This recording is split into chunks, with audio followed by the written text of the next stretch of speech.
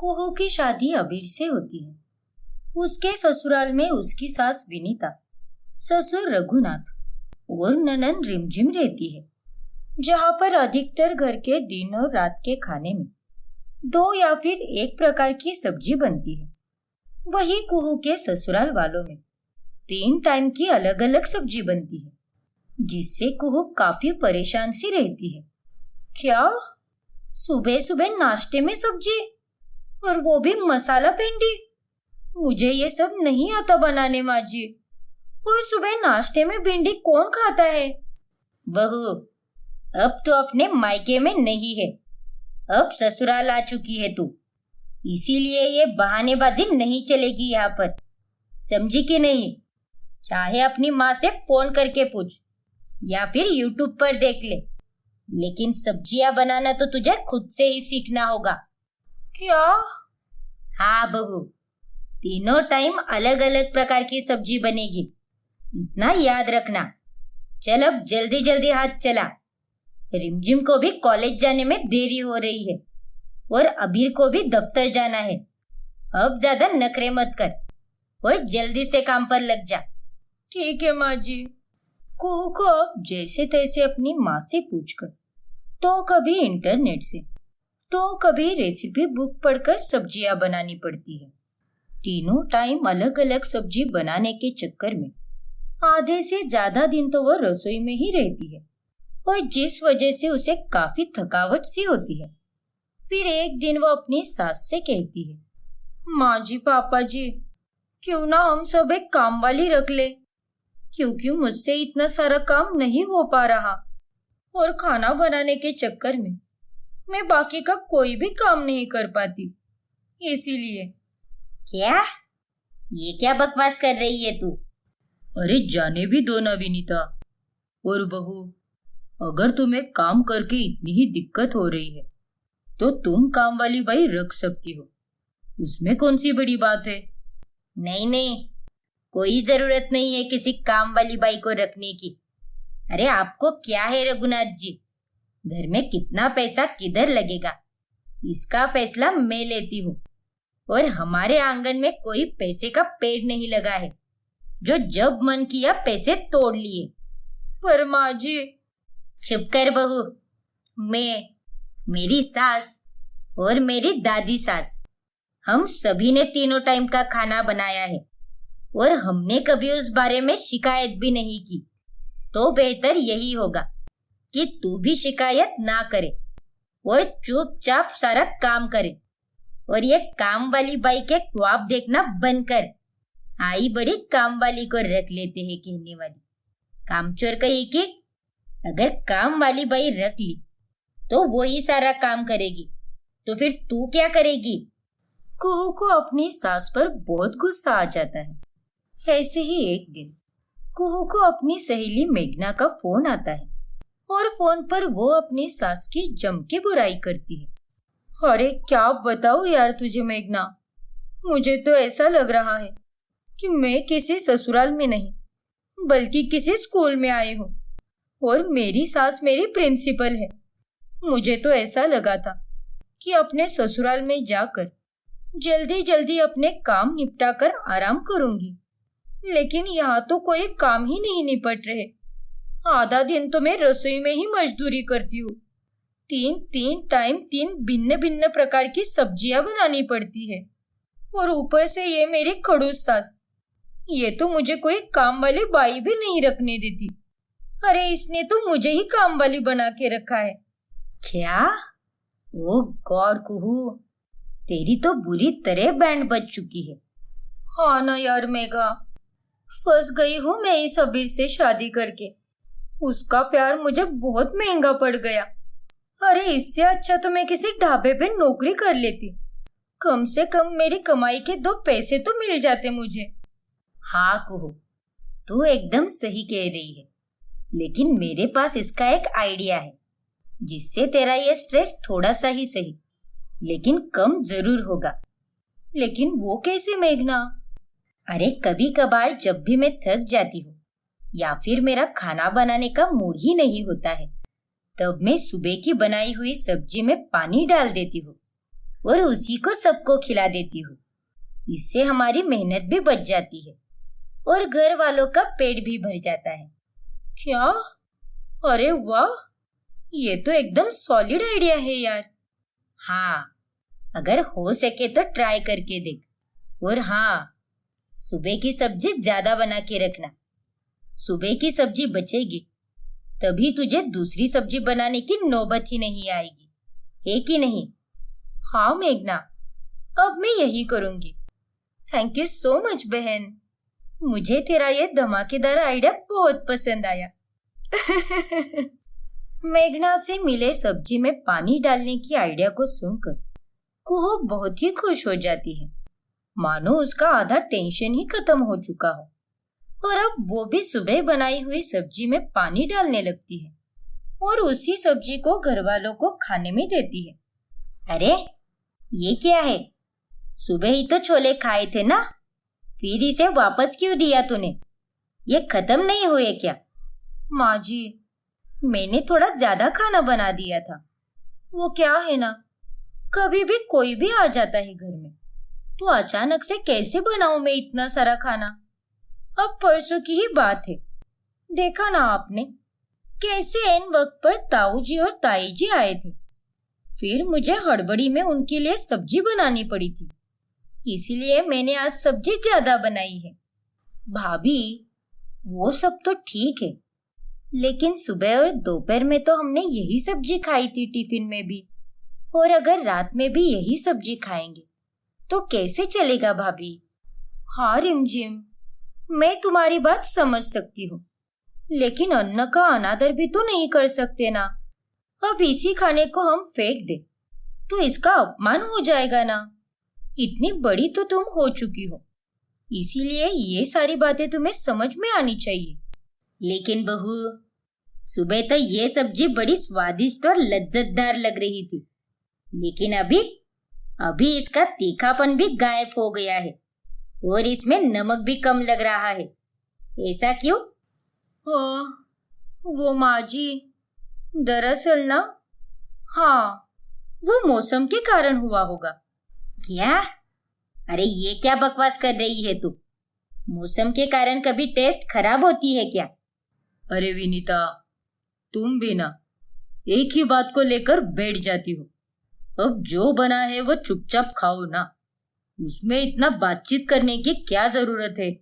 अरे लेकिन, अरे माँ जी, आप चिंता मत कीजिए, मैंने आपके लिए लिज्जत के पापड़ भी तल दिए हैं और ये आपके पसंद का जलजीरा भी बनाया है, पीजिए ना इसे। रघुनाथ के कहने पर विनीता चुप हो जाती है और वो कुहू को आगे कुछ बोल ही नहीं पाती और कुहू की सब्जी में पानी डालने की चाल कामयाब हो जाती है। फिर अगले दिन कुहू वापस से दोपहर की सब्जी में पानी डाल देती है और उसे सबको डिनर में परोसती है। तभी विनीता वापस उस पर गुस्सा करने लगती है। अरे ओ नास पीटी निगोड़ी, अरे ये सब क्या चल रखा है तेरा नाटक? 2 दिन से तू तो बस एक ही सब्जी बना रही है और उसी सब्जी को बाकी के दोनों टाइम परोस रही है। देखिए माँ जी, इसका जवाब मैंने आपको कल ही दिया था और आज भी मैं वही कहूंगी कि खाने का वेस्टेज हम नहीं करेंगे। आज घर पर कोई मेहमान नहीं आए, लेकिन क्या पता अगर कल मेहमान आ गए तो, या फिर कोई और आ गया तो, तब हम क्या करेंगे? इसीलिए इमरजेंसी के लिए मैं एक ही सब्जी ज्यादा मात्रा में बना रही हूँ। हे बहू, तेरा ये वेस्टेज वाला बहाना अपने पास ही रख, समझ गई ना? ठीक है, मुझे क्या है। फिर जब भी बीच दोपहर में या शाम में कोई मेहमान घर पे आएगा तो आप ही उसे सब्जी बना कर देना, ठीक है ना? अरे पर क्यों? हो गई ना आपकी बोलती बंद। इसीलिए मैं कह रही हूँ माँ जी कि मैं जो कुछ भी कर रही हूँ वो बिल्कुल सही कर रही हूँ। घर के सभी लोग एकदम चुपचाप खा रहे हैं, लेकिन एक आप ही हो जिसे ये खाना पच नहीं रहा। हाँ तो पचेगा भी कैसे? जेल के कैदियों को भी इससे अच्छी सब्जी मिलती है वहां पर। पता नहीं शाम तक कैसे तेरी सब्जी का स्वाद एकदम बिगड़ जाता है। पूरी सब्जी फीकी फीकी सी लगती है। कुहू की बदली हुई हरकतें देखकर विनीता को अब उस पर शक होने लगता है। जब देखो तब ये बहू मेहमानों का बहाना दे रही है और अन्न का अनादर मत करो, बस यही कहती जा रही है। लेकिन कहीं ना कहीं मुझे उसकी बातों में और उसके हाव भाव से ये नजर आ रहा है कि कुछ तो गड़बड़ है। मुझे बात की तह तक जाना ही होगा। फिर अगली दोपहर विनीता रसोई के पास से गुजर रही होती है और तभी वो कुहू को सब्जी में पानी मिलाते हुए देख लेती है। आज तो मैं थोड़ा नमक और मिर्च मसाला भी मिला देती हूँ ताकि ये बुढ़िया फिर से मचमच ना करे। बुढ़िया ने तो सच में नाक में दम करके रखा है मेरे। लेकिन कोई बात नहीं, सब चुपचाप खाते हैं, कोई कुछ भी नहीं बोल रहा और इसी तरह मैं सबको बेवकूफ बनाऊंगी और सब्जी में पानी मिला मिला अपनी मेहनत और अपना वक्त बचाया करूंगी। यही स्ट्रैटेजी एकदम बेस्ट है। कुहू की सारी बातें विनीता बाहर से सुन लेती है और वो बहुत गुस्सा हो जाती है। अरे तेरी ये स्ट्रैटेजी की तो ऐसी की तैसी, काम की ना काज की, दुश्मन अनाज की, बेशरम नालायक उल्टा कुलमुही करमजली। अपने ससुराल वालों को इस तरह से चूना लगाते हुए तुझे शर्म नहीं आई क्या? माँ जी आप यहाँ, वो न मैं। अब तुझ में बकरी की आत्मा घुस गई है क्या, जो मैं करती जा रही है? चुड़ैलों की चुड़ैल, सत्यानाश हो तेरा। ये तूने सही नहीं किया है कुहू। सब्जी में पानी मिला मिला कर हमें अन्न का आदर करना सिखाती है, ज्ञान की पाठशाला खोल देती है और हमारे पीठ पीछे ये काली करतूत करती है। मुझे माफ कर दीजिए माँ जी, मुझसे ये तीनों वक्त की तरह तरह की सब्जियां नहीं बन पा रही, इसीलिए मेरी सहेली ने मुझे ये आइडिया दिया, सब्जी में पानी डालकर उसे बढ़ाने के लिए कहा। हाँ, मैंने गलत किया है माँ जी, लेकिन प्लीज मुझे माफ कर दो। नहीं, मैं तुझे बिल्कुल माफ नहीं करने वाली। अरे अगर तू मुझे बोल देती कि माँ जी मुझसे ये नहीं हो सकता तो मैं 100 ताने देती, लेकिन आखिर में मान ही जाती। इतनी भी निर्दयी नहीं हूं मैं। लेकिन अब तो मैं जानबूझकर निर्दयी बनूंगी। अब मैं तुझसे इतना काम करवाऊंगी कि तुझे चैन की सांस तो क्या, गैस छोड़ने के लिए भी टाइम नहीं मिलेगा। और इस तरह अंत में कुहू अपने ही बुने हुए जाल में फंस जाती है और उसकी सास विनीता उससे पहले से भी दुगना और तिगुना मात्रा में काम करा के उसकी हालत बहुत खराब कर देती है। मोनिका अपनी सास नूतन, ससुर संजय और पति अभिषेक के साथ रहती है। मोनिका एक नंबर की टोपीबाज लड़की होती है जो हर वक्त सबको अपने फायदे या मजे के लिए टोपी पहनाकर मूर्ख बनाती रहती है। एक दिन की बात है जब मोनिका अपनी माँ राजश्री से बात कर रही होती है, तभी ओ गॉड, ये माँ भी ना, सच में जब भी फोन करती है कितना बोर करती है। हेलो, तू सुन रही है ना मोनिका बिटिया? Hello hello. हाँ माँ, सुन रही हूँ मैं, आपकी आवाज सुनाई दे रही है मुझे। अच्छा तो बिटिया, हम ये कह रहे थे कि तुझे तुलसी के पौधों की परिक्रमा करनी चाहिए। और फिर? अरे यार, ये माँ तो फिर से शुरू हो गई आइडिया। माँ को रोकने के लिए अब भी इन्हें टोपी पहनाती हूँ। फिर मोनिका जानबूझकर फोन को डोरबेल के पास लेकर जाती है और वो डोरबेल बजाती है और अपनी माँ से झूठ बोलती है। माँ, मैं आपको बाद में कॉल करती हूँ, लगता है वो मेहमान आ गए हैं जो आज आने वाले थे। अच्छा ठीक है बिटिया, कोई बात नहीं, लेकिन याद से फोन करना, फिर मैं तुझे आगे का बताऊंगी। हाँ माँ, क्यों नहीं, जरूर, उनके जाते ही मैं आपको कॉल करूंगी। इतना कहकर मोनिका फोन कॉल कट कर देती है। हुश, जान छूटी। ये माँ सच में मेरा कितना दिमाग खाती रहती है और उन्हें झूठ बोलने के अलावा मेरे पास कोई और ऑप्शन ही नहीं बचा था। सामने से तो उन्हें फोन कट करने के लिए भी नहीं कह सकती, अगर कुछ मैंने ऐसा बोल भी दिया होता तो वापस से वो उस पर भाषण देने लगती। वाह वाह मोनिका बहू, अरे कितनी बड़ी टोपीबाज है तू। सच में ऐसा भी कोई अपने माँ के साथ करता है क्या? माँ जी वो ना मैं। बस बस, अब मुझसे झूठ मत बोल। अरे मैं तुझसे क्या ही उम्मीद रखूं? जो अपनी माँ की नहीं हो सकी वो अपनी सास की तो कभी बन ही नहीं पाएगी। अरे नहीं माँ जी, ऐसी कोई बात नहीं है। शायद आपको कोई गलतफहमी हुई है। अरे चुप कर और जाकर मेरे लिए अदरक इलायची वाली चाय बना, नालायक कहीं की। फिर एक दिन मोनिका संजय के पास जाकर कुछ पैसे मांगती है। क्या कहा? पैसे? हाँ पापा जी, वो माँ जी के पास पैसे नहीं है और अभिषेक की सैलरी भी अभी तक नहीं हुई है, इसीलिए आप ही मुझे पेंशन में से कुछ पैसे दे दो ना। वो मॉल में सेल लगी है और इसीलिए मैं घर के लिए ढेर सारा सामान लाना चाहती हूँ। चीनी मिट्टी के बर्तन, मार्ट, नया लैंप, फ्रिज और तकिया के कवर्स, थोड़ा बहुत राशन का सामान और बहुत कुछ। ये सब वहां पर हाई क्वालिटी का मिलेगा और वो भी सेल के सस्ते दाम में। लेकिन माँ जी प्लीज मना मत कीजिए, ये सेल साल में सिर्फ एक बार ही लगती है। ठीक है बहू, कोई बात नहीं, ये लो पैसे और जाओ कर लो शॉपिंग। थैंक यू पापा जी, तुसी ग्रेट हो। मोनिका बहुत खुश होकर घर के बाहर चली जाती है, लेकिन वो असल में मॉल में शॉपिंग करने की बजाय मूवी देखने चली जाती है और बाकी के पैसे बचाकर रखती है। घर जाकर सबको कहूंगी कि पापा जी ने दिए हुए पैसे चोरी हो गए और अब इन पैसों को छुपा देती हूँ।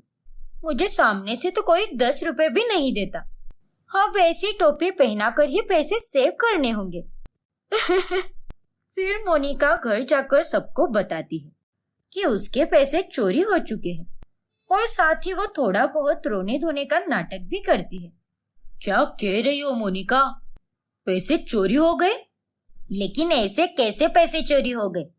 मॉल में जाकर नींद की झपकियां ले रही थी क्या? नहीं माँ जी, सेल की लंबी लाइन में ही मेरे हाथ से पैसे गिर गए और मैंने 2 से 3 घंटों तक मॉल में हर जगह ढूंढे पैसे, लेकिन मुझे कहीं भी नहीं मिले।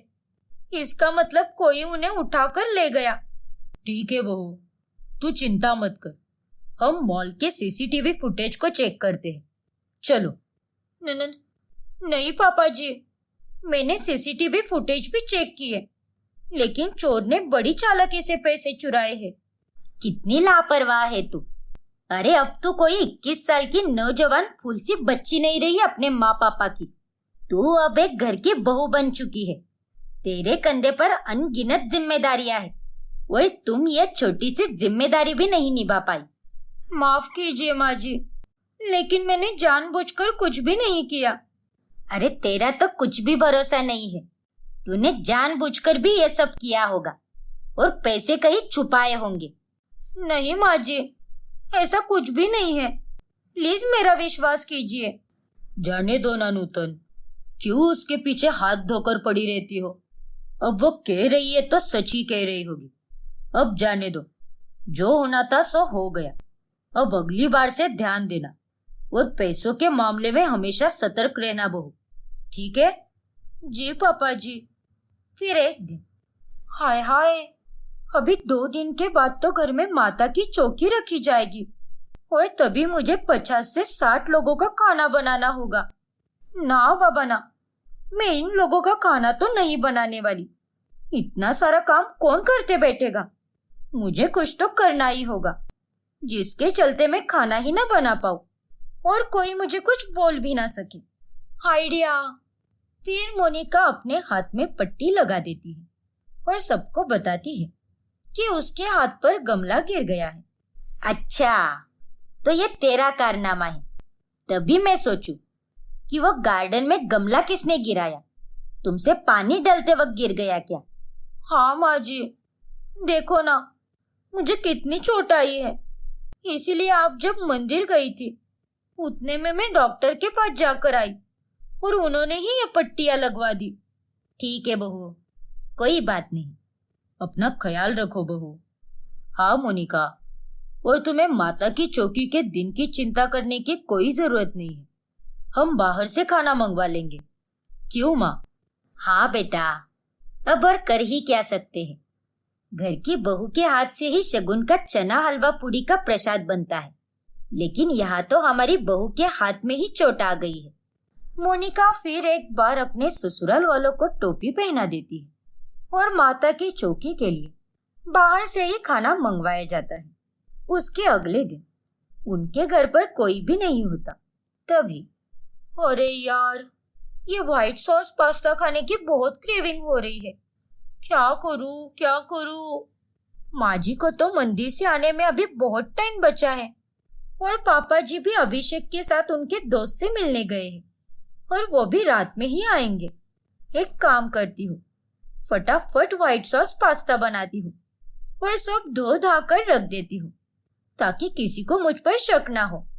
फिर मोनिका अपने लिए व्हाइट सॉस पास्ता बनाने लगती है, लेकिन तभी अचानक से नूतन घर पर आ जाती है और वो डोरबेल बजाती है। बहू, अरे कहाँ मर गई? जल्दी से दरवाजा खोल बहू। ओह नो, अब मैं क्या करूं? माँ जी तो कितनी जल्दी आ गई। शिट, नहीं, अगर मैं फंस गई तो माँ जी बहुत सुनाएगी और डबल ट्रिपल काम करवाएगी। फिर 2 मिनट में मोनिका जल्दी से सारा का सारा फैलाया हुआ सामान समेट कर रख देती है और बर्तनों को पानी से धोकर उन्हें सूखे कपड़े से साफ करके रखती है और अपना पास्ता कमरे में छुपा कर वो दरवाजा खोलती है। अरे निकम्मी कलमुई लड़की, अकेले में क्या मुजरा कर रही थी क्या, जो दरवाजा खोलने में इतना टाइम लगाया? क्या माँ जी, आप भी कैसे बातें करती हो?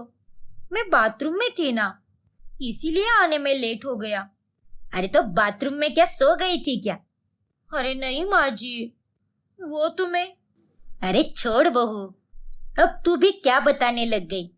अब जाकर जल्दी से चाय बना कर ला। सर फटे जा रहा है दर्द से मेरा, इसीलिए आज जल्दी आ गई मैं मंदिर से। ठीक है माँ जी। चुड़ैल कही कि इसे आज ही जल्दी आना था क्या?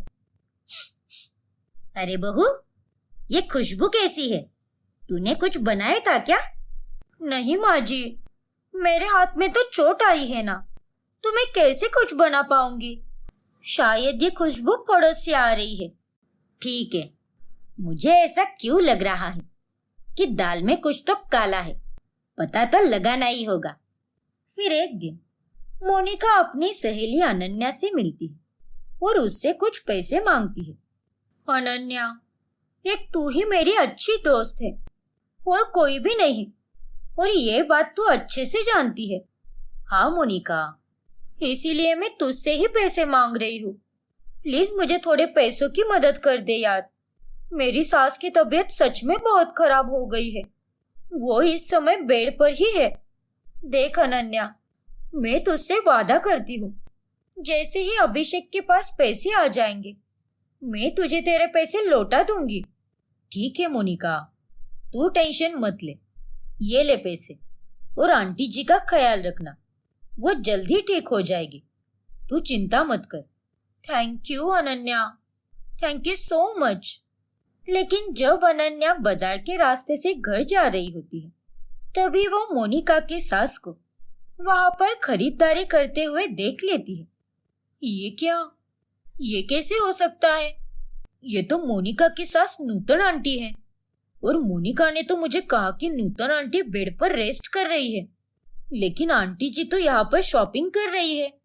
फिर अनन्या नूतन के पास जाकर उन्हें सब कुछ बता देती है और नूतन समझ जाती है कि मोनिका ने अनन्या को टोपी पहनाकर उससे पैसे लिए हैं। इसीलिए नूतन और अनन्या दोनों घर आ जाते हैं। और तभी मोनिका उन दोनों को साथ में देखकर एकदम से चौंक जाती है। आप दोनों एक साथ?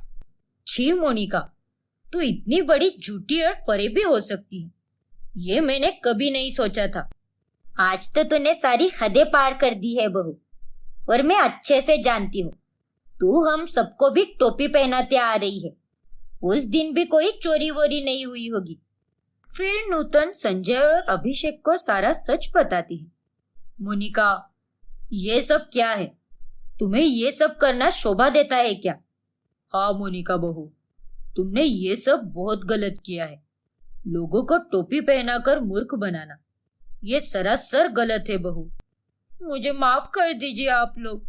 मैंने सच में बहुत सारी गलतियां की है और दूसरों का फायदा उठाया है, लेकिन अब और नहीं।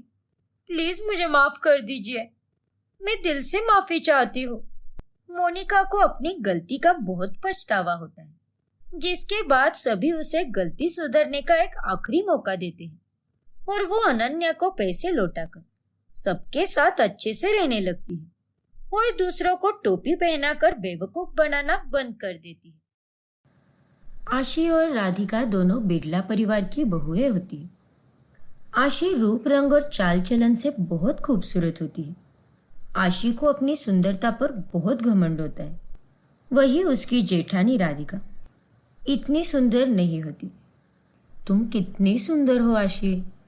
तुम्हारे बाल भी काफी शाइनी और स्मूथ है।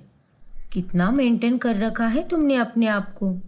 हाँ जीजी, अब क्या करूं, मैं हूं ही इतनी सुंदर। लेकिन मुझे आप एक बात बताइए, आप अपने आप को मेंटेन क्यों नहीं रखती? आपके बाल, शक्ल और कपड़े, हर एक चीज एकदम बाबा आदम के जमाने की लगती है आपकी। अब क्या करूँ आशी, शादी के बाद शुरू शुरू में मैं भी सजती संवरती थी, लेकिन अब कहाँ सजना संवरना। सुबह जल्दी उठने से रात को सोने तक मशीन की तरह बस काम काम और काम ही करती हूँ। वेल, चलिए मैं जा रही हूँ शॉपिंग करने। माँ जी ने मुझे वो खिचड़ी बनाने के लिए कहा था, आप प्लीज़ उसे बना देना। ओके? ठीक है आशी, मैं कर लूँगी। एक दिन आशी जल्दी जल्दी में बाहर से घर में घुस जाती है। तभी उसका पैर फर्श पर रखी हुई पानी की बाल्टी से टकरा जाता है और वह धड़ाम करके गिर जाती है। लेकिन उतने में वो अपने सर पर हाथ रख देती है और वो भागते हुए अपने रूम की ओर जाती है। अरे बहू, बहू रुक जा, तो ठीक तो है ना? अरे लेकिन माँ जी, ये आशी इतनी तेजी से क्यों भाग रही थी? क्या पता। एक रोज घर के सभी लोग एक शादी में जाने वाले होते हैं। तभी राधिका आशी के पास 2 साड़ियाँ लेकर आती है। आशी, आज हमें शादी में जाना है ना, इसीलिए मुझे प्लीज़ बताओ ना कि मैं इन दोनों में से कौन सी साड़ी पहनूं। मुझ पर कौन सी साड़ी जचेगी, ये वाली या ये वाली? जी जी, आप चाहे कौन सी भी साड़ी पहनो, दिखोगे तो बहन जी टाइप ही। ये दोनों साड़ियाँ इतनी अच्छी नहीं है। व्यक्ति जब सुंदर होता है तो वो चाहे कुछ भी पहने अच्छा ही दिखता है, लेकिन जब व्यक्ति ही सुंदर ना हो तो वो दिखेगा तो लंगूर ही ना। राधिका को आशी की इन बातों का बहुत दुख होता है। वो उसे कुछ नहीं कहती और चुपचाप वहां से चली जाती है। एक दिन घर में सास की सहेलियां आती है। अरे वाह सुधा, तेरी छोटी बहू तो एकदम खूबसूरत है। हाँ सुधा, तेरी ये छोटी बहू तो बड़ी बहू से भी सुंदर है। ऐसी कोई बात नहीं है बहन, मेरी दोनों बहुएं बहुत अच्छी है। लेकिन माँ जी, आंटी ने सही तो कहा, जीजी इतनी भी सुंदर कहाँ है। उनका रंग भी कितना सांवला है। मैं तो एकदम मलाई जैसी गोरी हूँ। मेरे नाक, मेरे बाल, मेरे नैन नक्श सब एकदम टिप टॉप है। जीजी आप बुरा मत मानिएगा, लेकिन मैं जो है वही बता रही हूँ। आशी की बातें सुनकर उसकी सहेलियां हंसने लगती हैं, लेकिन उसकी सास को ये बात बिल्कुल भी नहीं जचती। ऐसे ही एक रोज राधिका अपने मायके से आशी के लिए एक प्यारा सा ड्रेस लाती है।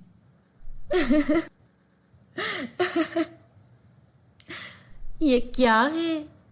ये ड्रेस पहनकर तो मैं आपकी तरह एकदम जोकर लगूंगी जीजी। ये ड्रेस तो आप जैसी सावली लड़की पर जचेगी, मुझ जैसी गोरी लड़की पर नहीं। आप ही रखिए इसे। लेकिन आशी बहू, ये क्या बात हुई?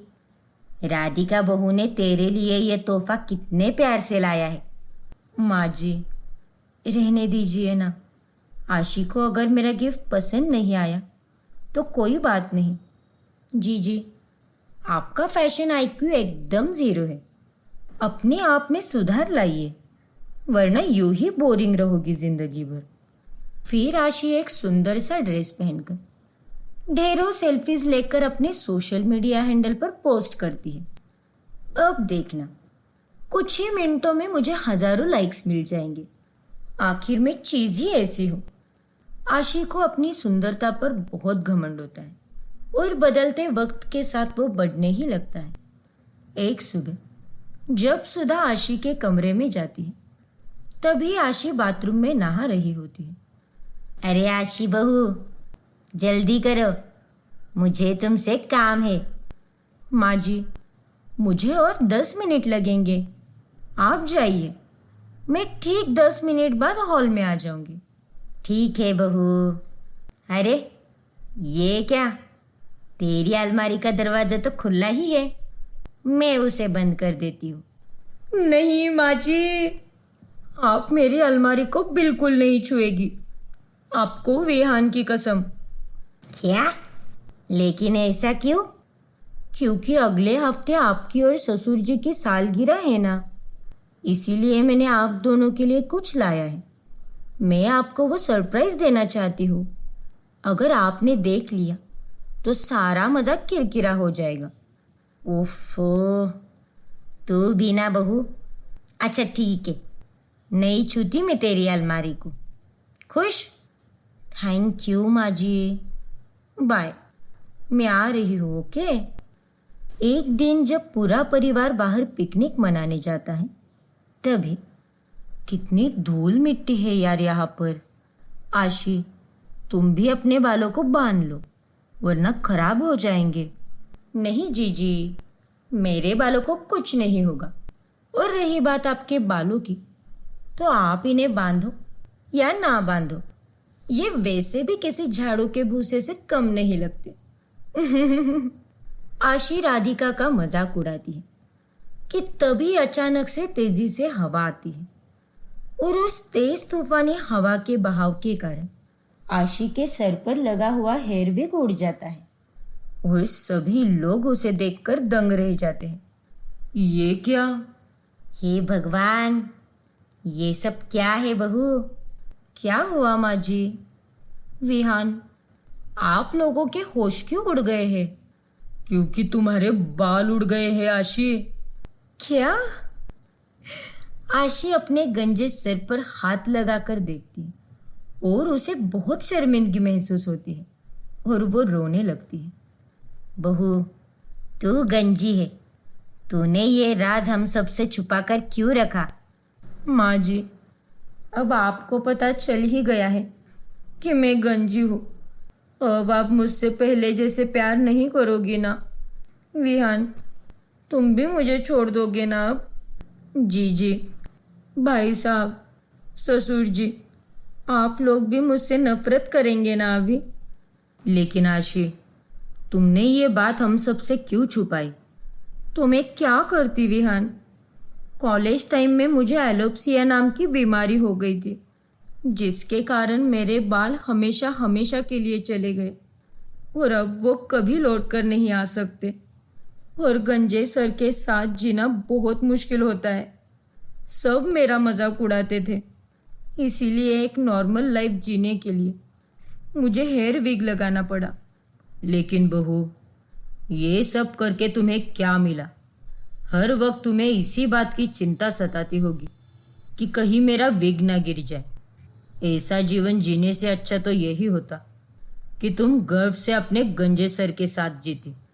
आशी, सुंदरता तो हमारे अंदर से परखी जाती है, हमारे संस्कारों से, हमारे कर्मों से।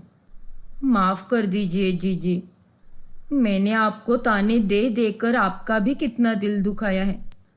अगर आप चाहती तो इस वक्त मेरा मजाक उड़ा सकती थी, लेकिन नहीं, आप वैसी हो ही नहीं।